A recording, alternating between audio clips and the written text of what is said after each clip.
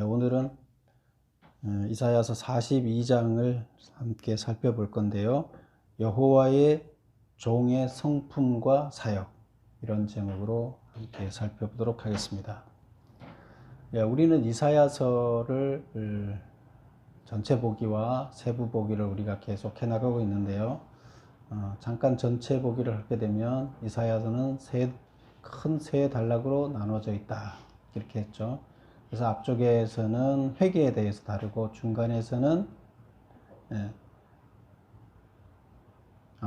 심판에 관해서 처음에 다루고, 중간에서는 역사적 사실을 다룬 다음에 그 다음에 회복에 대해서 다룬다, 이렇게 얘기를 했었죠. 그래서 지금 우리가 보고 있는 세 번째 단락 39장까지가 이제 2단락이고 40장부터 세 번째 단락인데, 세 번째 단락을 살펴보고 있죠.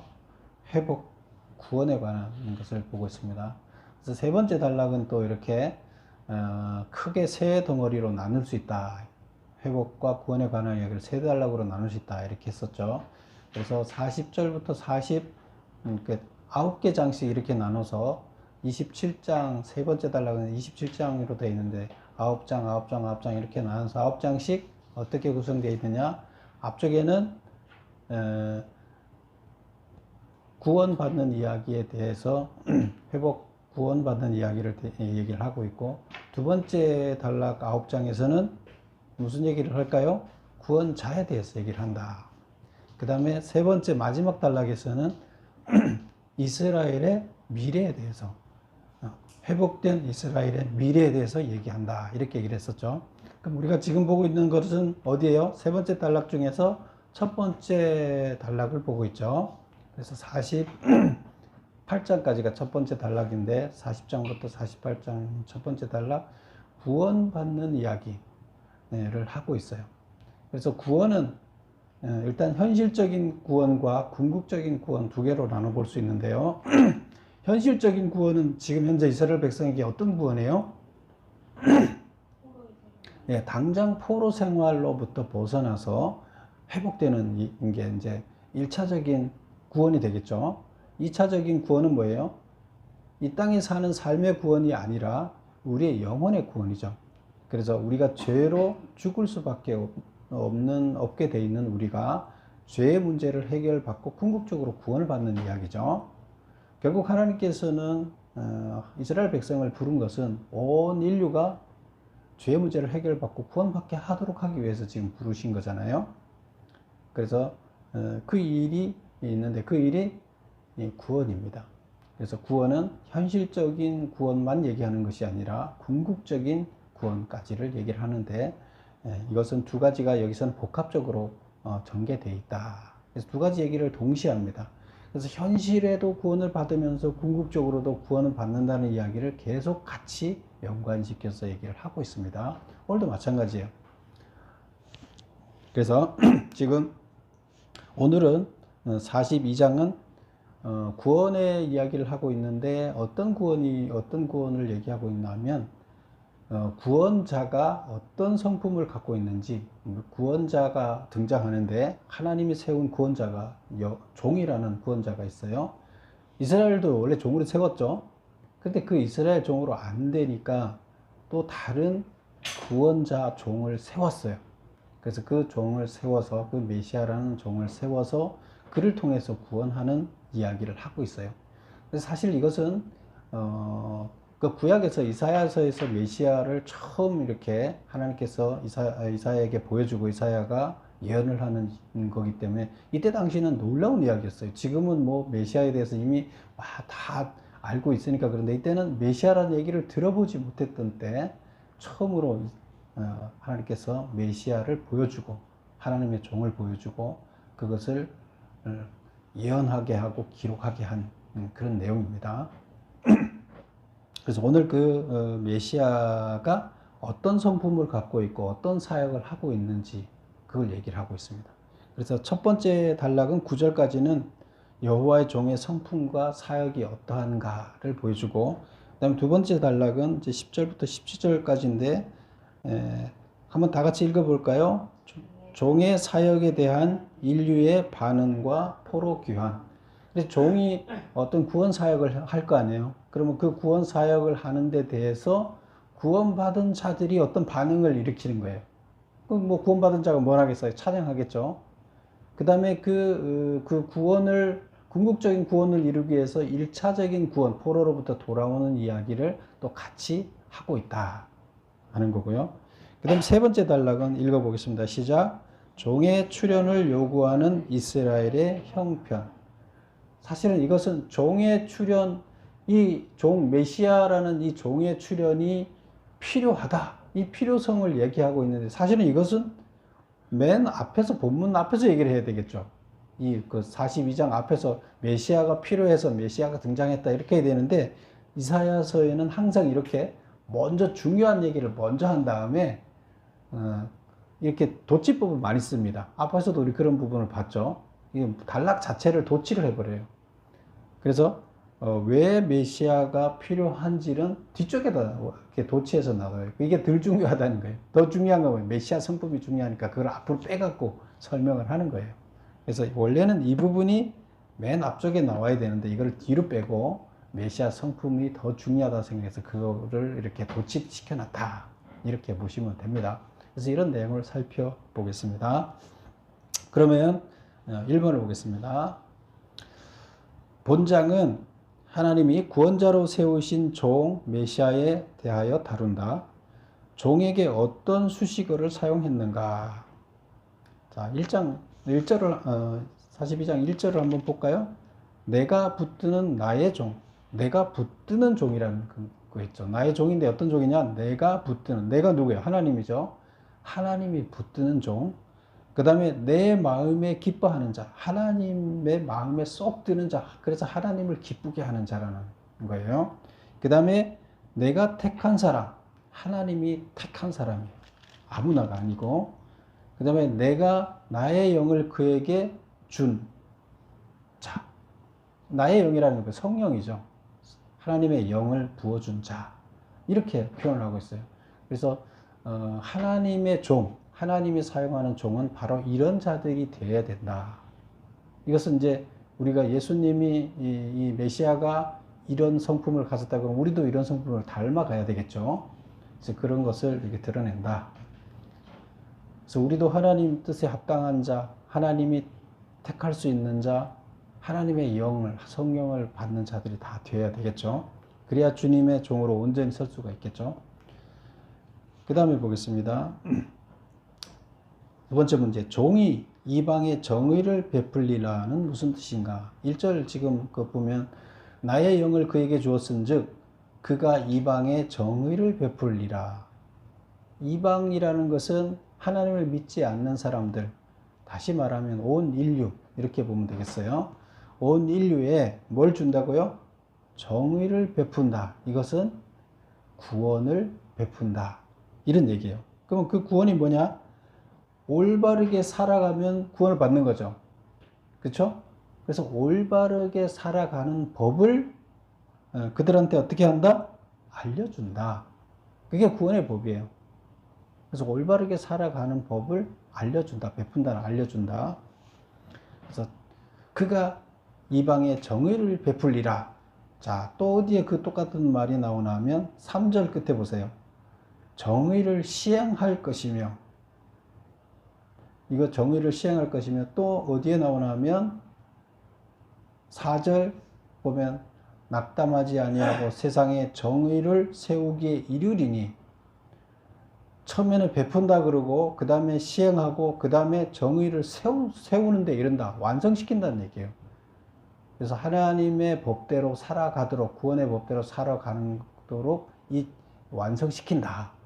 이것까지를 한다. 예, 알려주고 나중에는 실제로 구원을 받도록 만든다. 이제 그런 얘기를 하는 겁니다.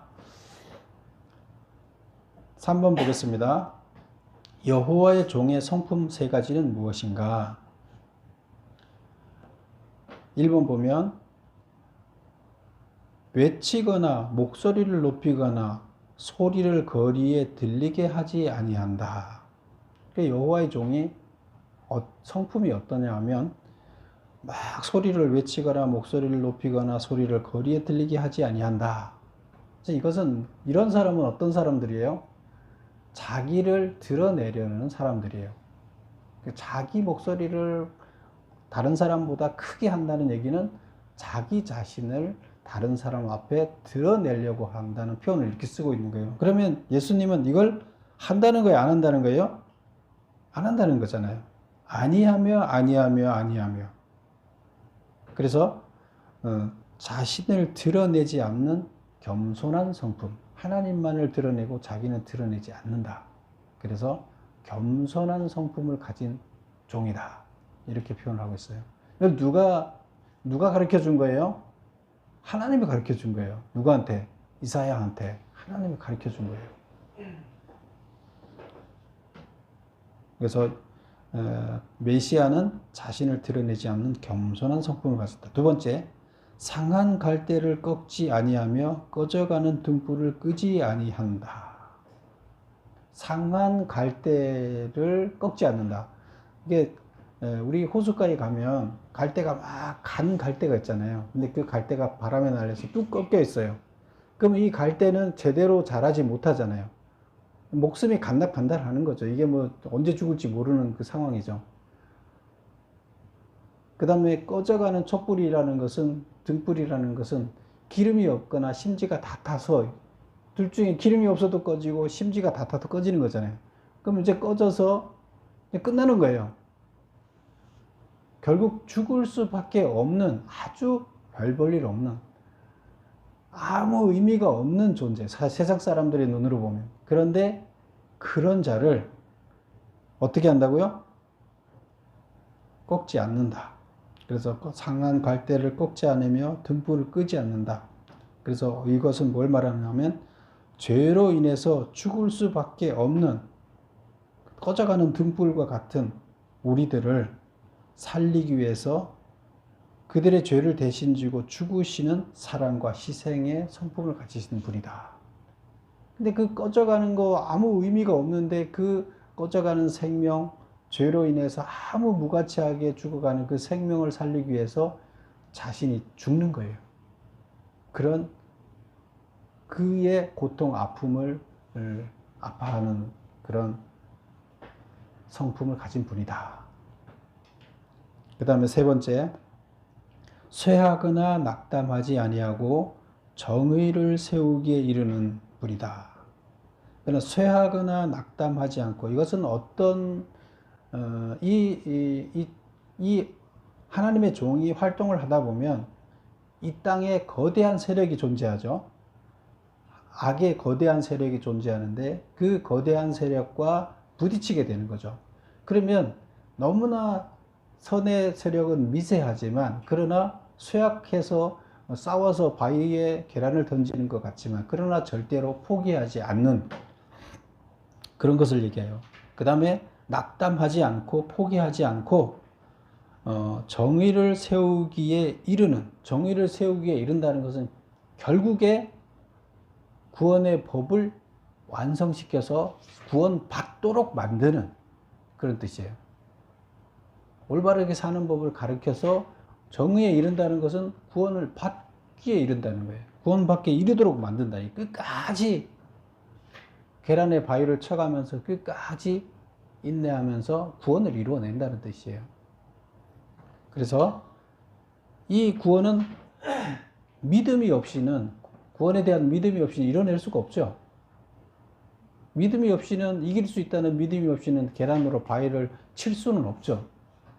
여기서는 결국 의가 승리할 것이다, 옳은 것이 승리할 것이다 믿고 계란으로 바위를 쳐서 결국 승리까지 이끌어내는 그런 믿음과 성실과 인내를 가진 그런 분이다, 이렇게 표현을 하고 있습니다. 그래서 이 세상을 구원할 메시아, 나의 종은 바로 이런 성품을 가진 자다. 이런 성품을 가진 자가 등장해서 너희들을 보내줄 거다, 이렇게 이제 예언을 하는 거죠. 이게 바로 예수님의 성품인 거죠. 우리도 주의 종이잖아요. 결국 구원 받으려면 우리는 예수님을 닮아야 돼요. 우리가 이런 성품으로 변해야 되는 거예요. 그래야 구원 받을 수 있는 거예요. 자, 4번 보겠습니다. 여호와의 종의 사역 두 가지는 무엇인가?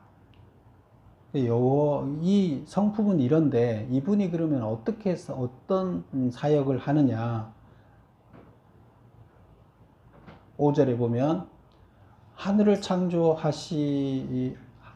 펴시고 땅과 그 소산을 내시며 땅 위의 백성에게 호흡을 주시며 땅에 행하는 자에게 영을 주시는 하나님 여호와께서 이같이 말씀하시되, 여기서 주어는 하나님이 다음과 같이 말했다 얘기해요. 그런데 그 하나님이 어떤 하나님이냐? 창조하시고 우리한테 다 먹을 걸 공급해주고 우리의 생명도 주시고 그러시는 하나님, 이런 하나님이 다음과 같이 말했다. 그러니까 이건 진리다는 얘기예요. 이런 하나님이 말했으니까 이건 맞는 얘기다 하면서, 그러면 무슨 사역을 하느냐? 6절에 보면 나 여호와가 의로 너를 불렀은즉, 너라는 건 종이죠. 종을 불렀은즉 내가 내 손을 잡아 너를 보호하며 너를 세워 백성의 언약과 이방의 빛이 되게 하겠다. 여기서는 백성의 언약과 세상의 빛이 되게 하겠다 이런 뜻이에요. 여기서 백성은 선택한 백성, 이스라엘 백성을 얘기하는 거고, 이스라엘 백성한테는 선택하면서 아브라함부터 선택하면서 뭘 했어요? 언약을 했죠. 언약을 성취시켜주는, 언약이 되겠다는 얘기는, 언약이 되도록 하겠다는 얘기는 언약을 성취시켜 주도록 하겠다. 누가? 그 언약이라는 건 뭐예요? 내가 너의 하나님이 되겠다, 너희를 구원해 주겠다는 얘기였잖아요. 결국 아브라함을 불러서 너 민족을 구원해 주겠다는 얘기인데, 그 구원해 주겠다는 언약을 성취시켜서 구원을 준다는 얘기예요. 결국 이스라엘 백성을 구원해 주고 구원해 주는 자다. 그 다음에 이방이 빛이 되게 하겠다. 이방도 지금 구원받지 못하고 죽어가고 있는데 이방을 구원하기 위해서 먼저 이스라엘을 먼저 선택해서 뽑은 거잖아요. 그 일을 시키려고, 종의 일을 시키려고. 근데 이제 이스라엘을 먼저 구원하고, 이스라엘 구원했으니까 그 1차 목표가 완성됐으니까 2차 목표는 뭐예요? 이방을 구원하게 되는 거죠. 그래서 이방을 구원한다는 얘기를 이방의 빛이 된다, 이렇게 표현하고 있습니다. 결국 이 얘기는 뭐예요? 구원자가 된다는 얘기예요. 너희들을 죽음에서 살려서 죄의 문제를 해결하고 궁극적으로 구원에 이르게 하는 자가 된다, 이 메시아가. 그 얘기를 하는 겁니다. 그 다음에 두 번째, 그 두 가지 성품이라, 그 하는 일이, 사역이 두 가지라고 그랬는데, 결국 구원하는 일과, 7절에 보면 내가 눈먼 자의 눈을 밝히며 갇힌 자를 감옥에서 이끌어내며 흑암에 앉은 자를 감옥에서 나오게 한다. 눈먼 자를 눈을 뜨게 한다. 이건 무슨 말이에요? 눈먼 자는 뭐에 눈먼 거예요? 정의를 베푸는 거에 눈멀어 있어요. 그게 뭐예요? 구원을 받는, 올바르게 살아서 구원받는 법이 정의라 그랬어요. 그거에 눈이 멀어 있어요. 결국 하나님의 율법, 하나님의 법, 구원법에 대해서 눈이 멀어 있는데 그들에게 구원법을 가르쳐 줘서 눈을 뜨게 해준다, 이 얘기예요. 그래서 4번 메모를 보겠습니다. 여호와 종의 사역 두 가지는, 첫 번째, 백성의 언약과 이방의 빛이 되리라. 이스라엘은 구원 언약이 성취되며 이방인들도 구원받게 될 것이다. 갇힌 자를 해방시킬 것이다.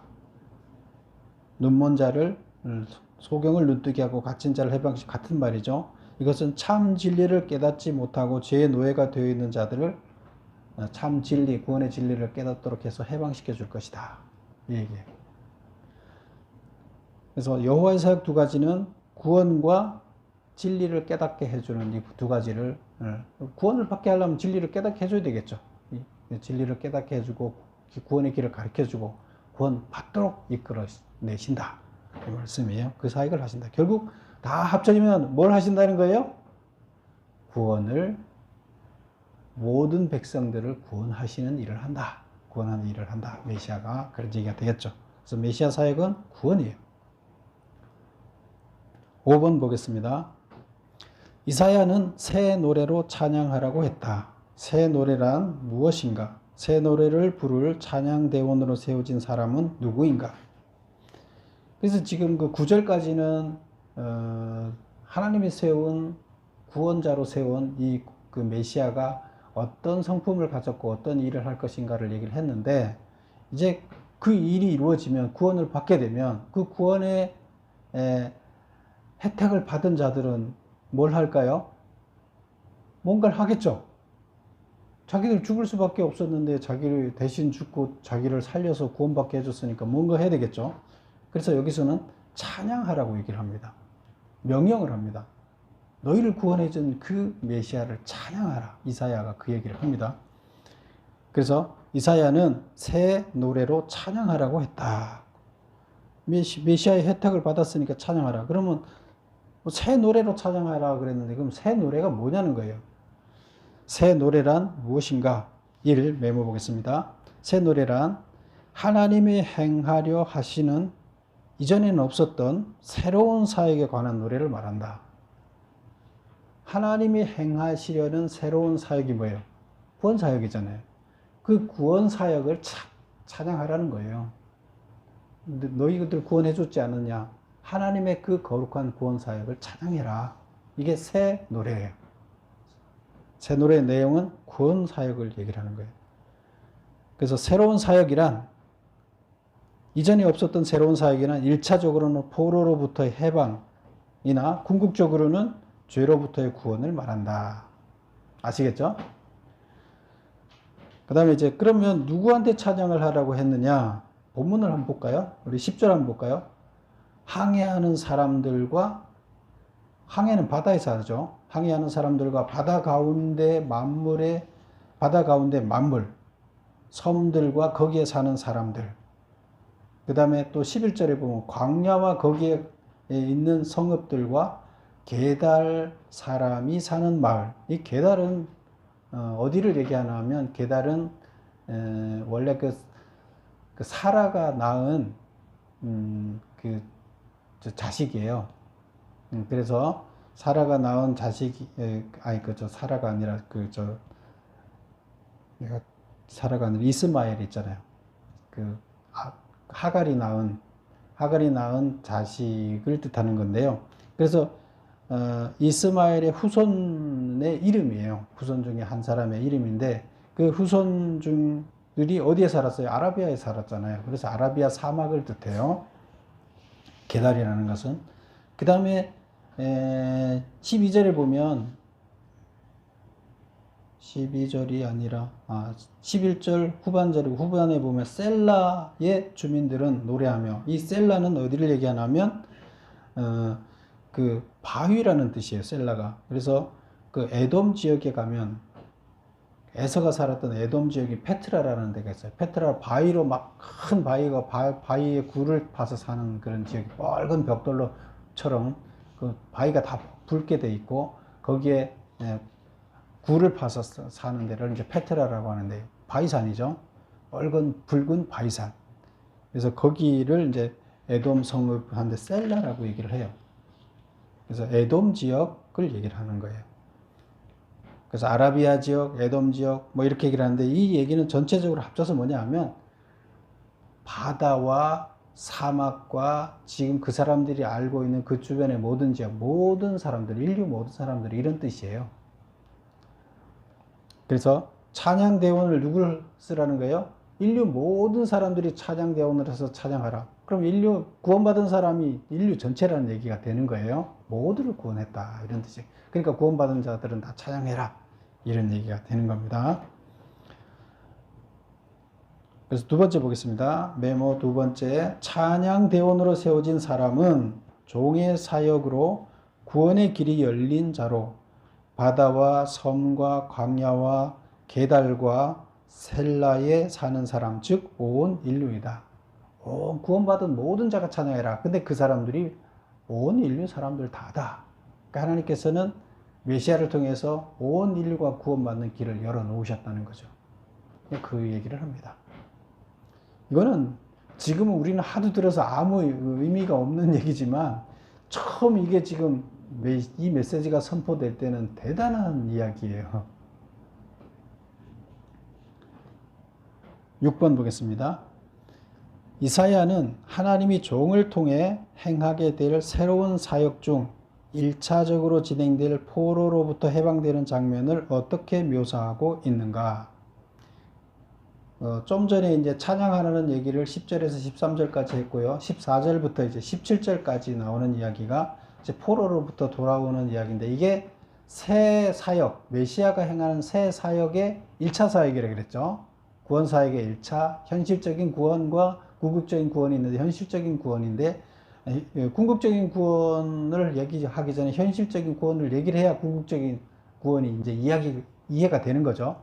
그래서 궁극적인 이야기를 하기 위해서 현실적인 포로 생활의 회복을 씁니다. 그 이야기를 씁니다. 근데 그걸 어떻게 묘사하고 있느냐? 메모 보겠습니다. 포로로부터의 귀환이라는 아들을 잉태하고 오랫동안 잠잠히 인내했지만 이제 귀환이라는 해산을 맞이했으니 이들을 잡고 있는 바벨론을 큰 소리로 부르짖으며 멸망시키고 맹인된 이스라엘을 안전하게 돌아오도록 인도할 것이다. 이게 이제 거창하게 썼는데 그것을 요약하면 이래요. 결국에 지금 이스라엘이 잉태를 했어요. 하나님이 잉태를 했어요. 뭘 잉태를 했나 하면, 뭘 잉태했다 그랬어요? 아들을 잉태했는데 그 아들이 어떤 아들이에요?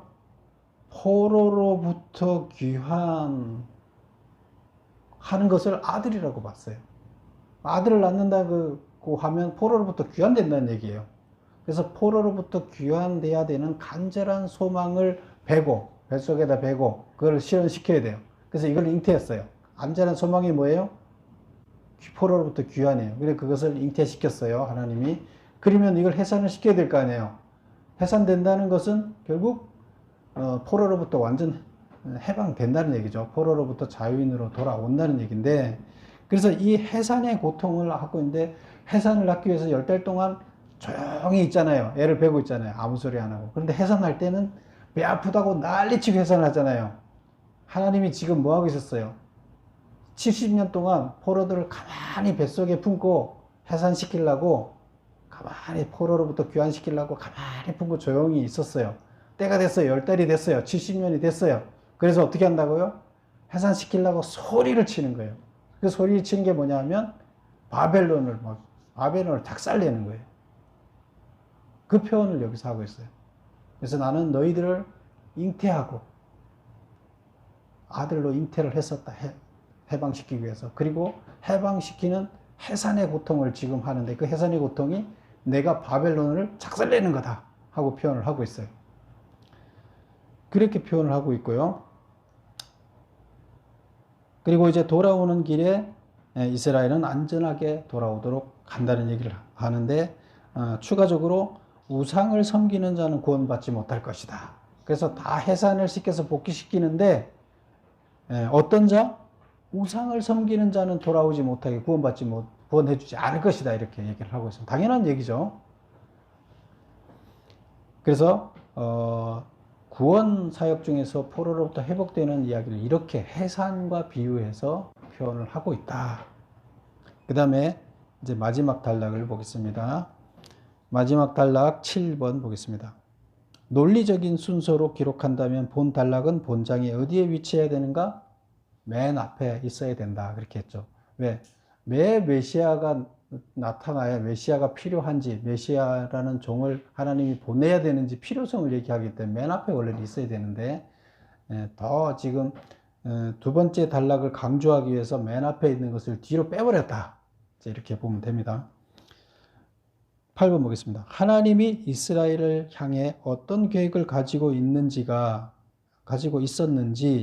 있었는가? 이스라엘은 어떤 처지가 되었는가? 1번, 여호와는 이스라엘을 의의 길로 인도하고자 하셨다. 이를 위해 율법을 가르쳐서 존귀한 자로 만들려는 계획을 가지고 계셨다. 자, 하나님은 이스라엘 향해서 어떤 계획을 가지고 있었다고요? 이게 본문이 어디에 있냐면 18절부터 22절까지 나오는 이야기인데, 21절을 보겠습니다. 여호와께서 그의 의로 말미암아 기쁨으로 교훈을 크게 하며 존귀하게 하려 하셨느니라. 이게 한국말로 읽으면 이게 뭔 말인지 이해가 안 가요. 그래서 이걸 원문을 봐야 돼요. 이게 번역본을 여러 거를 봐도 번역본도 다 틀리게 해놨기 때문에 이게 뭔 말인지 몰라요. 그래서 이럴 때는 원문을 찾아봐야만 정확하게 이해할 수 있어요. 다 의역을 해놨기 때문에. 그래서 원문을 찾아보면 원문이 어떻게 되어 있냐면 그의 의로 말미암아 기쁨으로, 이 세 개 문장으로 되어 있어요. 여기까지가 한 문장이고 교훈을 크게 하며가 두 번째 문장이고 세 번째 문장이 존귀하게 하려 하셨느니라. 이렇게 세 개 문장을 묶어갖고 이렇게 해놨는데요. 세 개 문장을 따로 풀으면 전혀 뜻이 여기 읽는 거하고 틀리게 느껴져요. 보실래요? 여호와께서 기뻐하시는데 뭘 기뻐하시느냐?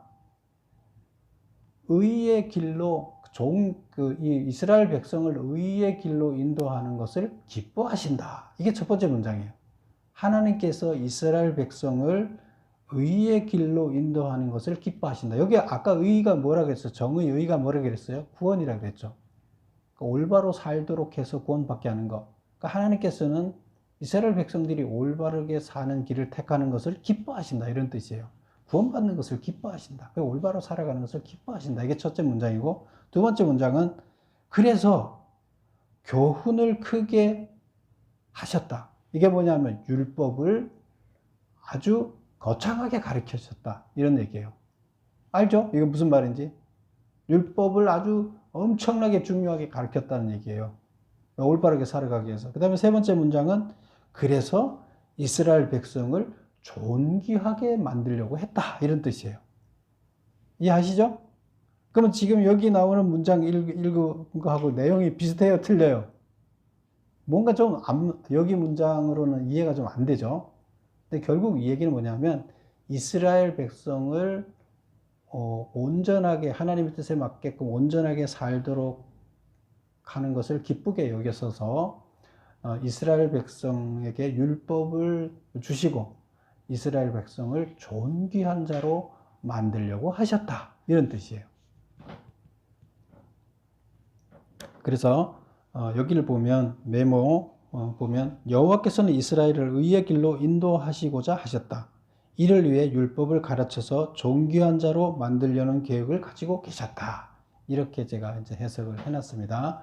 하나님의 계획은 이거예요. 이스라엘 백성에 대한 하나님의 계획은 존귀한 자로 만들고 구원받도록 하는 거예요. 그래서 율법을 가르쳤어요. 그렇게 하기 위해서. 그 얘기를 한 거예요. 그런데 이제 18절 보면 이렇게 돼 있어요. 너희 못 듣는 자들아 들으라. 너희 맹인들아 들으라. 맹인이 누구냐? 내 종 아니냐? 이스라엘 백성들이 어떻게 돼 있나 하면 이렇게 하나님이 이 존귀한 자로 만들려고 율법을 해서 가르쳐 놨더니 이 이스라엘 백성이 지금 어떤 모습이냐 하면 못 듣는 자가 돼버리고 듣지도 못하고 보지도 못하는 자로 돼 있어요. 뭘 못 본다는 거예요? 율법을 듣지도 못하고 보지도 못하는 거예요. 가르치긴 했는데 전혀 지금은 소경과 맹인이 돼서 율법을 가르친 게 의미가 없어졌다는 얘기예요. 그러면서 한탄을 해요. 맹인이 누구냐? 내 종 아니냐? 내가 종으로 세워서 가르친 이놈들이 지금 맹인이 된 거 아니냐? 그 얘기예요. 그 다음에 그 나오는 소리가 다 똑같은 소리예요. 누가 내가 보내는 사자같이 못 듣는 자가 됐느냐? 내가 보낸 사자가 못 듣는 놈이 돼버렸다 이거예요. 나한테 충성해야 될 자가 지금 맹인이 됐다. 여호와의 종으로 살아야 할 놈들이 지금 맹인이 돼버렸다. 이런 얘기를 계속하면 한탄하는 이야기예요. 이스라엘 백성이 지금 율법을 다 잊어버리고 깜깜해졌다는 거예요. 그래서 22절에 가서는 또 이렇게 표현합니다. 이 백성이 도둑 맞으며 탈취를 당하며 다 굴속에 잡혀 옥에 갇히도다. 뭘 도둑 맞았다는 거예요? 율법을 다 도둑 맞았다는 거예요. 다 잊어버렸다고. 도둑 맞아서 없어졌어요. 율법이 이들 마음속에서. 그리고 나니까 이들이 어떻게 돼요? 포로로 잡혀갔다는 거예요. 다 도둑 맞고 이제 알거지가 된 거예요. 율법을 가르쳐서 올바로 살게 했는데 율법 다 도둑 맞고 알거지가 돼버려서 포로로 가버린 거예요. 아무 의미가 없는 종이 돼버렸어요. 이스라엘 백성이. 그 얘기를 한 거예요. 그래서 첫 번째 단락에서는 이렇게 이스라엘 백성들을 존귀한 자로 세우려 했다. 그러나 이스라엘은 맹인이 되어 모든 것을 빼앗기고 포로로 잡혀가서 천한 자가 됐다. 존귀한 자로 세우려 했는데 천한 자가 돼버린 거예요.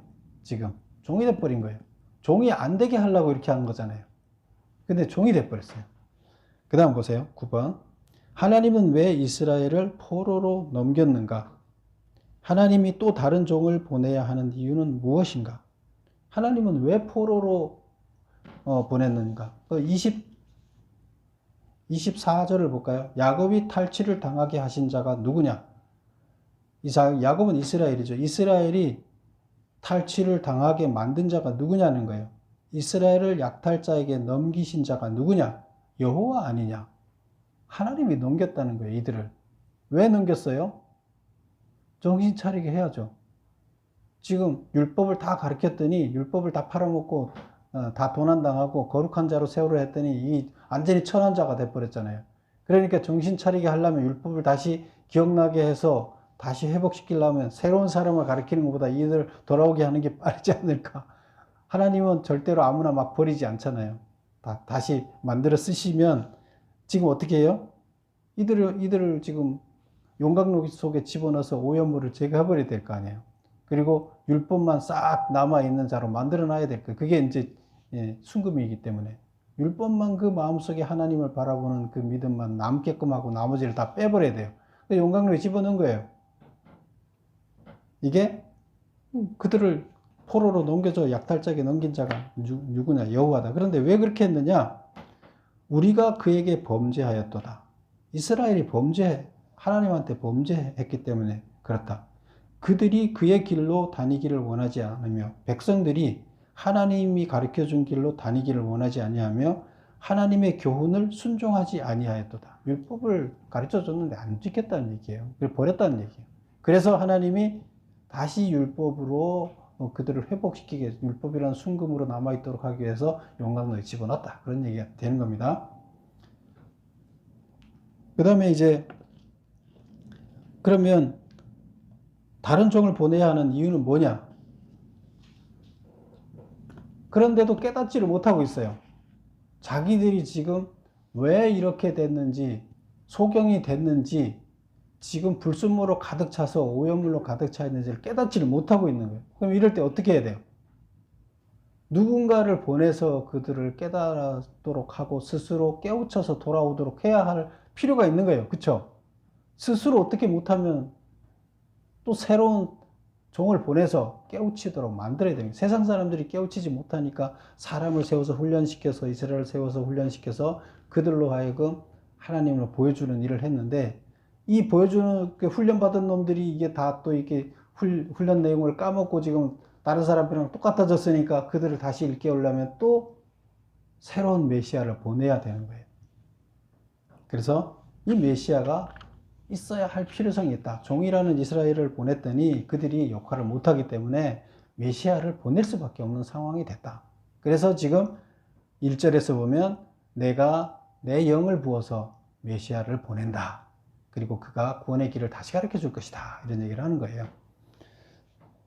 9번 메모를 읽어보겠습니다. 하나님이 왜 이스라엘을 포로로 넘기셨는가? 이스라엘이 하나님이 가르쳐준 율법대로 행하지 않고 죄를 졌기 때문이다. 그 다음에 하나님이 또 다른 종을 보내야 하는 이유는 무엇인가? 이스라엘이 스스로의 잘못도 깨닫지 못하고 스스로를 구원할 능력도 없기 때문이다.